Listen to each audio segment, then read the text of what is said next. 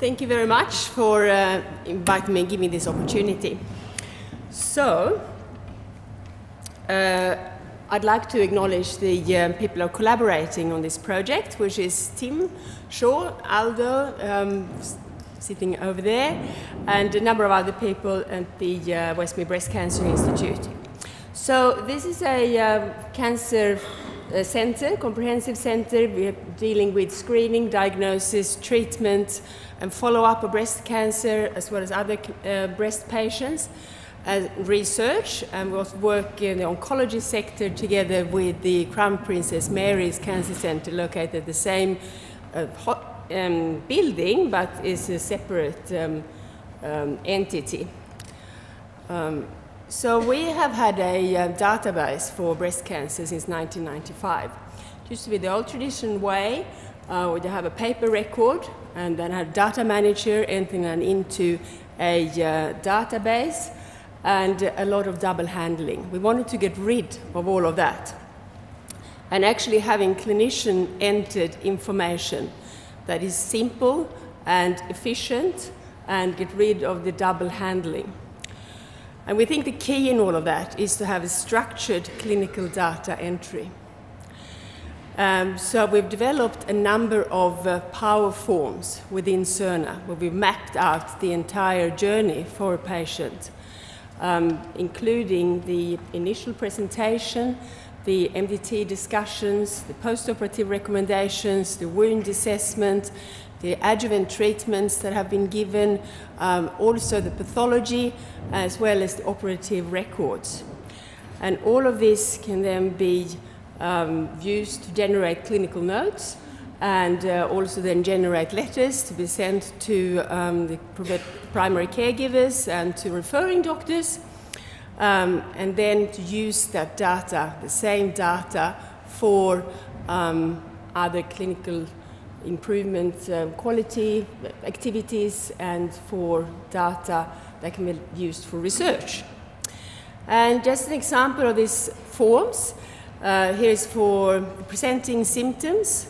And you can see in red the most important fields that we'd like all clinicians to use, which constitutes, if you like, a minimum data set. And we go through the whole different series. So this is just an example for presenting symptoms. You can see on little tabs on the side. This is for other aspects, family history, medical history, breast examination, etc. And we have the pathology entering their information straight into a form like this, and then generating their reporting from there, and the operative report in the same way. Then all of these actually come together so that it generates a patient summary that has to do with breast cancer care.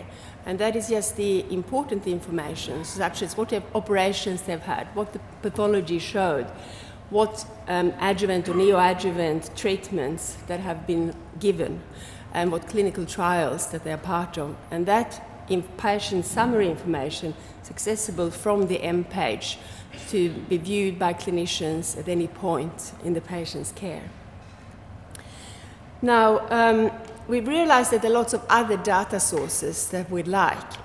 And one of the most important things is from ARIA, because the Crown Princess Mary Cancer Clinic, as I said, where our oncologists work, they're using ARIA, both for radiation oncology and for medical oncology, or is about to start all of this. So we want information from ARIA. We also want to have patient-reported outcome measurements. I think that is a really important component.